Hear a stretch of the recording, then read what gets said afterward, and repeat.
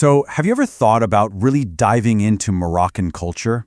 Well, one of the absolute best ways to do that is through its language, Darija. Today, we're going to break down exactly what that journey looks like, and I promise it's way more of a fun adventure than some daunting task. Let's get into it. So, first things first, are you ready? Because learning a language, any language, is an adventure. And this one, well, it takes you right into the heart of Morocco. Every big journey starts with that first step. And when you're learning a language, that first step is everything, because it's all about making that great first impression. Look, you don't start this journey by trying to memorize a whole dictionary. No way. You start with the words you're actually going to use every single day. These are the building blocks, the things that let you connect with people from the moment you start speaking. It's all about practical communication, not just studying. So the logical place to begin is with the really practical stuff. You start with how to say hello, you master some essential words that you'll hear all the time, and you learn how to introduce yourself. This whole approach is designed to build your confidence right from day one. Okay, so once you have a few phrases under your belt, it's time to kind of peek under the hood and see how the language actually works. Let's talk about the building blocks, the grammar. Now, I know the word grammar can sound a little intimidating, but really, it's just the logic of the language. And some of Darija's logic is actually pretty cool. Take this idea, possessive suffixes. Instead of having a separate word for my or your, you just add a little ending right onto the noun itself. Check this out. You can see exactly how it works here. A word like book or car just gets a little tag at the end to show who owns it. It's super efficient, and it's a core part of the language you'll start to see everywhere. And of course, it doesn't just stop there. You'll build on that foundation, getting the hang of pronouns, how to make words feminine or plural, and how to ask all those important questions like who, what, and where. It all fits together.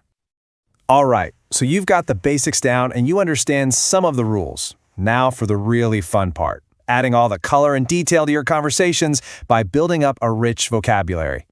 And in Morocco, where else are you going to start but with one of the most important parts of the culture? Food. Seriously, learning the words for tagine, couscous, and minti is so much more than vocabulary. It's like getting a taste of daily life. From there, you learn to literally paint a picture with your words. Think about it. From the famous blue of Chef Shawain to the deep reds of the spices in the markets, you'll learn the words for all the colors that make Morocco so vibrant. This helps you talk about what you're seeing, what people are wearing, from a traditional jalaba to those classic pointed babouche slippers you see in every single market.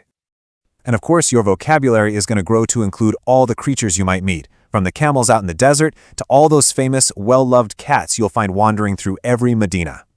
The whole point here is that you're learning words in categories that you can use right away. You'll be able to talk about food, people, what you do for a living, and everything you see when you're walking through a market. It's all useful stuff. So, once you can describe the world around you, what's next? Well, you've got to navigate it. And that means getting comfortable with the practical side of everyday life, numbers, time, and dates. Learning numbers follows this really clear path. You start small, just 0 to 10, and then you build up from there, step by step. And before you know it, you can handle everything from haggling for a price at the market to talking about some seriously big numbers. And telling time is broken down in the same way, into these really simple, manageable steps. First, you learn the words you need. Then, you get the calendar down. And finally, you master the key phrases that put it all together. It makes a complicated skill feel totally doable. Okay, this is where it all pays off. This is where you take the grammar, the vocabulary, all those practical skills, and you put them to work in real-world situations. And the focus is always on what's genuinely useful. We're talking about what to say if you need a doctor, how to chat about the weather, which is, a universal conversation starter, or even how to navigate a more modern setting like an internet cafe. And this quote, it really just sums up the entire goal, doesn't it? The idea isn't just about memorizing words, it's about being led on a fun journey that takes you from knowing absolutely nothing all the way to being able to have a real conversation.